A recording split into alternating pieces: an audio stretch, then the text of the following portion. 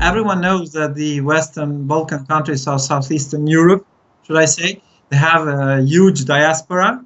It's very understandable, the reasonings behind why, due to the conflicts that happened previously in the history. Many people were forced to leave their homes and they escaped to many parts of the world. And having in mind that, I have to do like this, because having in mind that the Balkan countries are really interconnected to each other, it's impossible that, let's say, something that happens in Bosnia doesn't affect the situation in Kosovo or in Serbia or Macedonia or Montenegro for that matter. I should say that there is a diversity among the way the diaspora approach their country of origin as well. And that is the first point. The second one would be, for instance, the diaspora of Croatia. They were very much involved on promoting the country's access toward European Union markets, the involvement of the civil society, certainly the political agenda as well.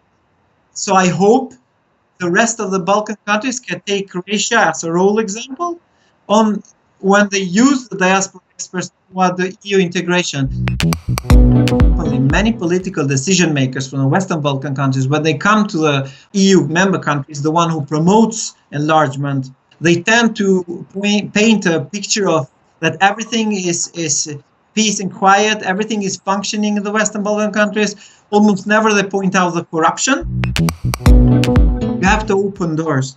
Doesn't mean that you have to open them widely or lock them totally. You can open them a bit so you know what's going on the other side, and the other side perhaps know what's going on this side. The legal aspect of the minority rights in Kosovo is much better, democratically better than, for instance, of some of the Baltic countries with regards to their minorities. I know this for sure. It's not just wording. If you compare the constitution of your country with the constitution of some present member states of European Union, I'm sure the difference would be much bigger than you think or anyone thinks.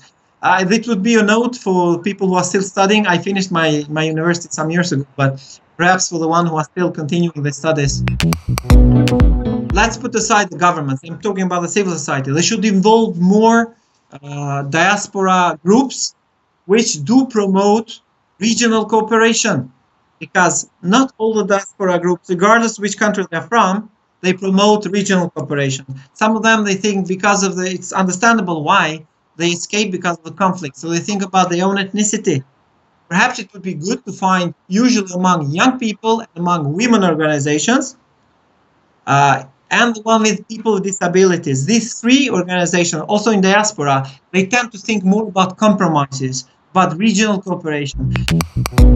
Do try to have a common gathering, let's say a common conference on regular basis or event, where you can exchange the experiences of each other and see ways to use us and your network to build bridges of cooperation with the Balkan countries.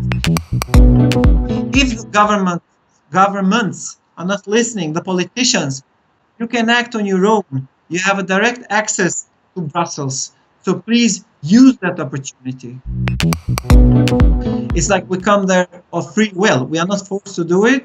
You, the civil society, you should try to convince the political decision makers to use diaspora other than promoting their own political agenda.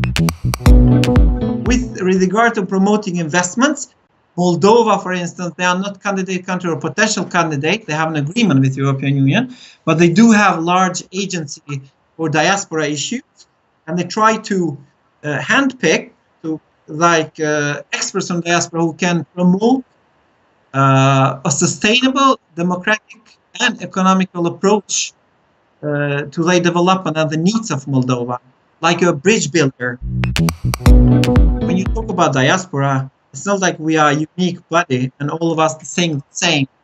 They are first generation diaspora, they are second generation diaspora, the one which are born in the Western democracies. Some of them, they don't even speak the mother tongue.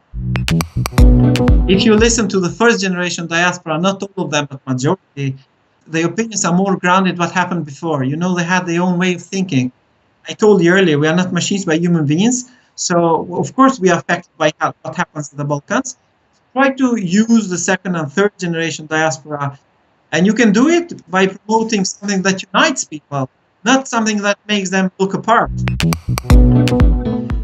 For the people of the region, I would say think forward. I would say 100, 200% think forward. Do not allow the hate to be the guide toward further development and approach of your own life or the society where you live or the country that you represent. So unite your efforts. You have support and contact us in the diaspora. We are very keen to support you. We are very keen to cooperate more. We are open for cooperation. Use us.